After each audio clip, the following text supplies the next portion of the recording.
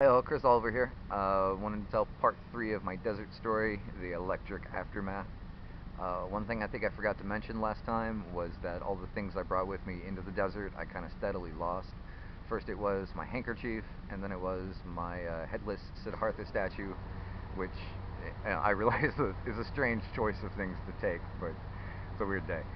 Um, but when I went to sleep that night, when I woke up the next morning, I couldn't find the glasses that I'd been wearing, and that was the last thing that disappeared. And it's highly unlikely that I would have lost them because I was always, I've worn glasses my entire life, so I've always been very protective of them.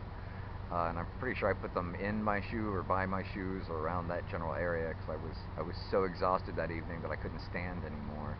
I was kind of confined to where I was laying. So my glasses, I believe, were taken just because they were nowhere to be found, and I had to make that last stretch of the highway to, or the last stretch across the desert to the highway, kind of half blind from them. These glasses are just some reading glasses that I bought at a supermarket. I tried going without glasses for a couple days after I got back from the desert, but had difficulty reading, but thankfully just these simple reading glasses fixed that problem for me. Thanks body for self-correcting there. Um, but after I got back from the desert, and as I mentioned last video, that happened in two trips. It was first the prison security guards who picked me up off the side of the road, and then it was some nice gentleman on his way to work who took me the rest of the way. I got back home and had to poop, like I mentioned, and when I was done with that, I was pretty ready to take a nice cool shower, which was amazing after being out in the sun all day. And as I was finishing up my shower, my housemate came in and he mentioned that my mother was in the front room. And I was like, really? My mother is here? I hadn't seen my mother in a decade. She and I had a falling out. That was my doing. That is, I'm the one who kind of cut off contact there in my early 20s just because of, well, personal reasons. Short answer is anxiety. Um, so I hadn't seen her in a decade, and all of a sudden I get back from the desert and she's in my living room, and I'm like, that's strange. So I, finished my shower and I got dressed and I walked in the living room. I was like, "Hello, mother," and she looks at me and she goes, "Hey, son, do you want to get high or do you want to go smoke a joint?" And I thought, that's a weird thing for my mother to say. I haven't seen you in a decade, and the first thing out of your mouth is, "Do you want to smoke a joint?" I'm like, that's weird. Uh, so I just looked at her and I said, "Yes or no, are you my biological mother?" And she's like, "What? Why would you ask me that?" And I was like, "It's a simple question. Yes or no, are you my biological mother?" And she couldn't answer. I'm like, I just need to answer this one simple question, yes or no. And she goes, "Yes." And I was like, "You must wait for the question." And she couldn't answer yes to it. And so I looked at her and I said, "You're welcome here in our home, but I'm not going to live under any pretense that you're my biological mother if you can't answer that simple question." And that deal wasn't good enough for her, so she calmly walked out of the house and pulled out her cell phone and called somebody, and then got in her car and drove away. That's the first and last time I've seen my mother in the last decade. Um, and I was still hung up on aliens at the time, and I kind of thought she was a clone, and that's really where the inspiration for that question came from. Um, I guess that doesn't make any sense logically. If she were an alien, she would be able to have free will and thus lie to me and then say yes, but she couldn't. That's besides the point. But it was really later that day that the last layer of deception, that, you know, the alien part of the deception started to fade for me, and I started to see the complete picture much more clearly. More importantly, shortly after that encounter, uh, well, my housemate had made my one and only miracle.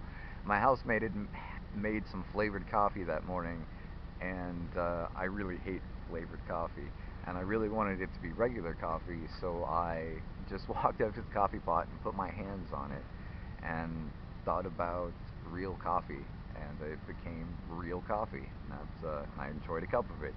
And that's been my one and only miracle, was turning flavored coffee into real coffee. But really the point I want to make is that I could feel my energy. I could feel my soul and see it kind of flowing all around me.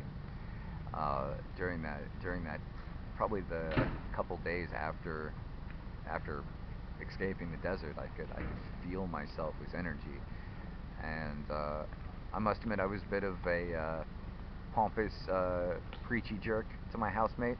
Sorry, old man. I was very full of righteous fury, and yeah, just overly preachy. But thankfully, he and I have spent some times, and I've chilled out quite a bit. I can no longer feel my energy like that. It was really only a couple of few days after leaving the desert that I could. Um, but it was such an amazing, beautiful feeling, and food became delicious. And I don't know if that's because of the change, or if that's just because my body healed itself from years of smoking. A bad habit I must admit I've kept up uh, while I can. I know it's easy to do in a college town because there's always cigarette butts everywhere, but I know once ever I finally get out of little Denton here, it won't be quite so easy, and probably be time that I leave that habit behind. Uh, I suffered some serious heat stroke. I should say heat stroke inspired delirium that afternoon. After I got back, I probably spent, I don't know, it was probably only 2 3 hours just kind of laying in bed, uh, talking to no one, just kind of talking to my wall. And I'd been lucid the entire time in the desert, and I was lucid in the morning after I got back and during the encounter. But it did really hit me that afternoon, just the physicalness of it all. And I guess I could probably see my energy a lot better after that period of delirium. Uh, such a feeling. Like, I went to the pool and I remember feeling like I needed to make myself step into the water, or I would step on the water. And in retrospect, I'm kind of sorry I didn't try, but because I did try to walk on water later, and it did not work. It did not work. Um, but yeah, I kind of regret not having tried it then, when I felt like walking, like energy, and just I could feel the electromagnetism that made me. I could feel and see my soul, and it was an amazing experience. Um, yeah, and I just kept learning. It was shortly after that that I learned about the Law of One and started reading about that, and that put a lot of things into context and perspective for me. I believe part of the Law of One is a part of the deception, and I don't know if it's intentional deception or if it is uh, just the limitations of the format, that even the spirit that was talking through the Law of One is confined by that same law of mystery, and thus couldn't spoil the mystery for us. That makes sense to me. But yeah, and shortly just started figuring out plans and trying to get a general idea for my mission. And here I am. Geez, it's creeping up end of October now, so that was yeah, that was a little over 2.5 months ago.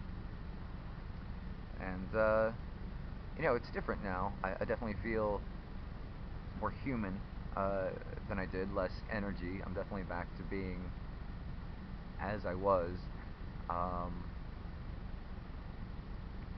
Still trying to find that balance between having a plan and having faith, where I believe that I am perfectly safe all the time, but I still need to make myself go, which is kind of hard because I've become rather comfortable in this town, and it's an easy town to get stuck in, as anyone who's ever lived here can attest. But I feel that's a good endpoint for this story. Maybe it wasn't a long enough story to admit it from the last video, but I was kind of tired of talking last time. So, much love. Thanks for watching. Thanks for being here. Thanks for being a part of Team Love.